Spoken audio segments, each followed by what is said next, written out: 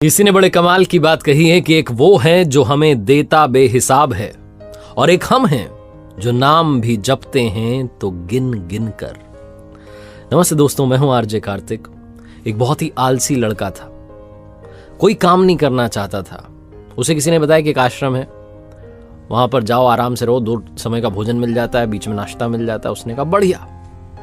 सारे काम छोड़ करके, सांसारिक जीवन छोड़ करके उसने कहा बाबा बनूंगा। चल दिया। भोला भाला था, आलसी था, वहां रहने लगा। जो आश्रम में गुरुजी थे उस समय पर प्रवचन देते थे, बाकी समय आराम करता था, भोजन कर लेता था, सो जाता था, भरपेट खाना मिलता था।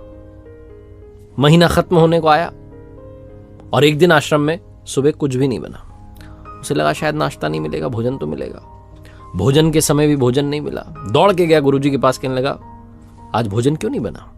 गुरुजी ने कहा बेटा आज एकादशी है, जितने आश्रम के सदस्य हैं सबका उपवास है और तुम्हारा भी उपवास है, आज भोजन नहीं बनेगा।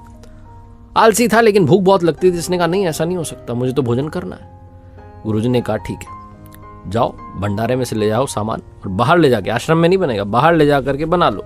याद रखना, भोजन बनाने के बाद सबसे पहले भगवान को भोग लगाना, फिर तुम प्रसाद पाना। उसने कहा ठीक है।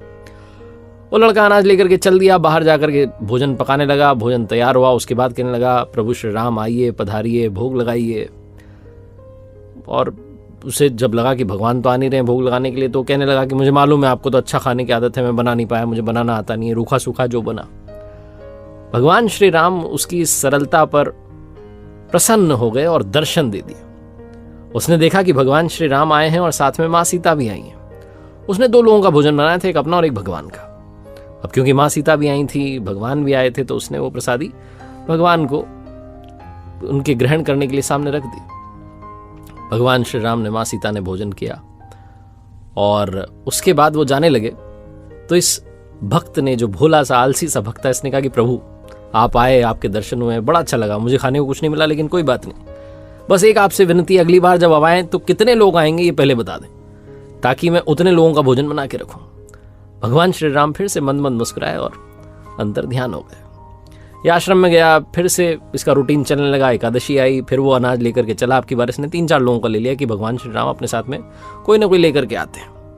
तो इसने बड़ी प्रसन्नता से भोजन बनाया और ये इंतजार करने लगा कि प्रभु आए। फिर से वही कहा प्रभु आइए, भोग लगाइए, प्रभु आइए, भोग लगाइए। और अब की बार देखता है कि भगवान श्री राम पूरा राम दरबार लेकर आए। भगवान श्री राम, माँ सीता, भ्राता लक्ष्मण, शत्रुघ्न, भरत, हनुमान जी सब आए। अब इसने 3-4 लोगों का भोजन बनाया था, अब की बार फिर कम पड़ गया।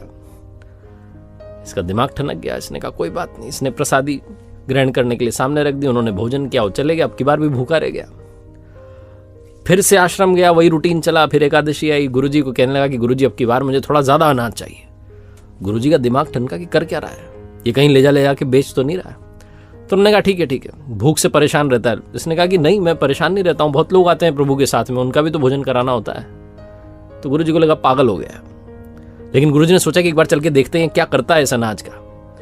वो जो भक्त था भोला सा, वो लेकर के पहुंचा सारा अनाज और पहुंच गया नदी के किनारे और वही प्रेम से जो था पुकार लगाने लगा। लेकिन अब की बार उसने भोजन बनाया नहीं। उसने कहा मैं तो सामान रख लेता हूँ, वो आएंगे, जितने आएंगे खुद बना के खा लेंगे। गुरुजी छुप करके सारा देख रहे थे कि ये भोजन तो बनाया नहीं इसने, और आवाज लगा रहा है प्रभु आओ प्रसादी पाओ, प्रभु आओ प्रसादी पाओ।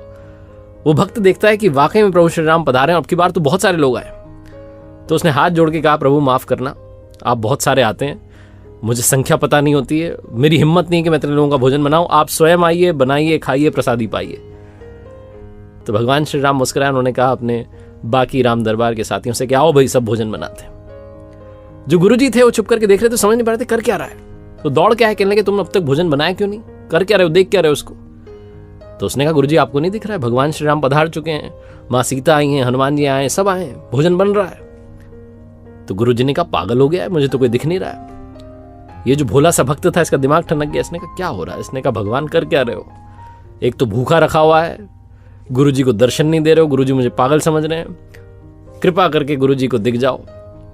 भगवान ने कहा नहीं, मैं दिख नहीं सकता। तो उस भक्त ने कहा कि क्यों नहीं दिख सकते, हमारे गुरुजी तो बहुत महान है, बहुत जानते हैं, मुझसे बड़े ज्ञानी हैं, ज्ञाता हैं। भगवान ने कहा हाँ ज्ञाता होंगे, लेकिन तुम्हारी तरह सरल नहीं है। जो सरलता तुम में है वो गुरुजी में नहीं है। ये बात भक्त ने अपने गुरुजी से कह दी कि भगवान श्री राम कह रहे हैं कि आप में सरलता नहीं है, आप मेरी तरह सरल नहीं हो, इसलिए आपको नहीं दिख सकते।